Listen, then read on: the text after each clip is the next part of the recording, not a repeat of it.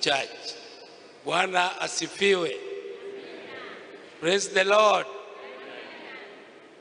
Now, I would just, first of all, want to thank the church for allowing the celebration of the 30th anniversary since the demise of my dear father, Oburu Odinga.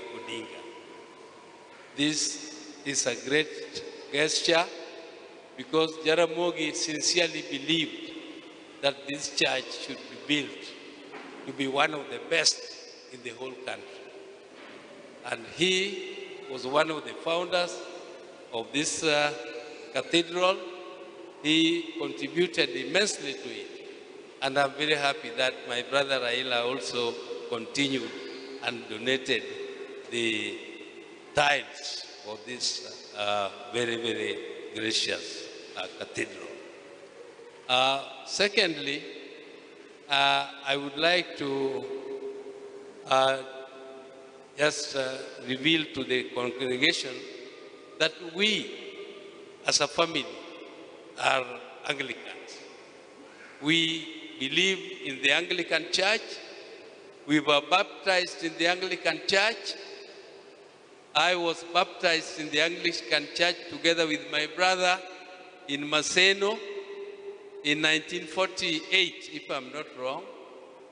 But since then, I have been struggling to be confirmed to take the...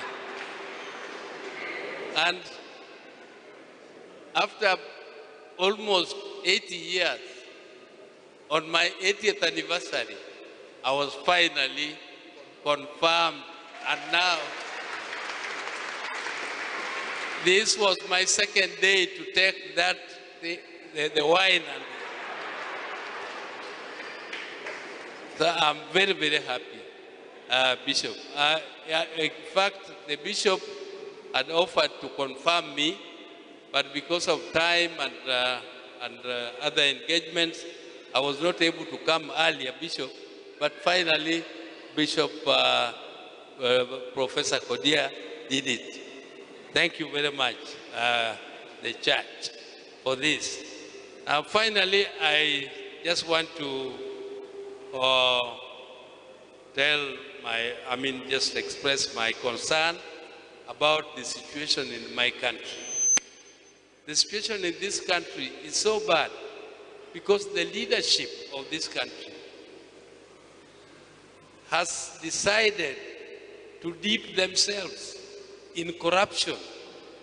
And therefore, whatever they do, even if they raise taxes to whatever level, they will never be able to collect revenue to offer services to this country.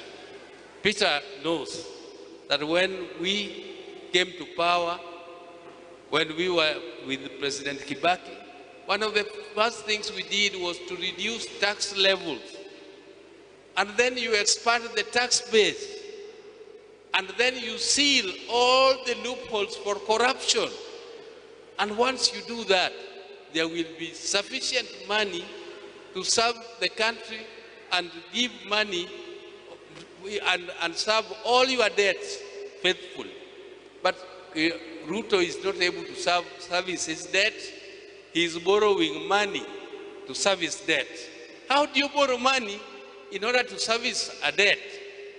You should raise that money in order to service debt.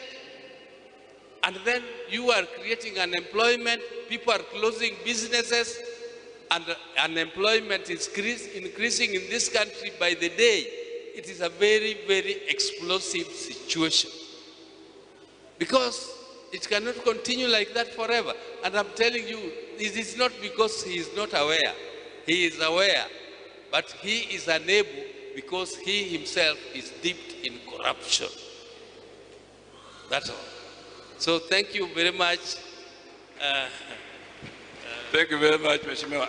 Flag clap.